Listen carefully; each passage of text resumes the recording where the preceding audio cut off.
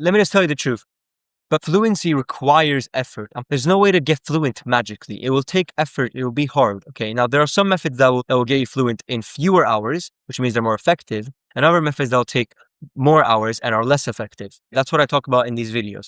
Things that are more effective, less. But no matter what, they will both be a task, a hard task that you have to deliberately put time into. And so, like, I find that the people who say, oh, just move to a Spanish-speaking country, just speak to natives, it's advice that's appealing to lazy people who don't want to put in the actual effort and therefore won't ever get fluent, which is also why I consider it terrible advice. And so, like, I had that exposure too, okay? I live with a Spanish-speaking family who didn't speak any English, and I lived with them for about a week, okay? But I was still able to completely speak with their family and communicate. And the reason for that was because not only had I studied previously deliberately, but also every day I was actually practicing my speaking abilities with people. And so don't just talk to natives. Don't just immerse yourself. Don't just move to a Spanish-speaking country. Talk to natives on purpose, okay? Study it. If you have the conditions to speak with natives, that's great.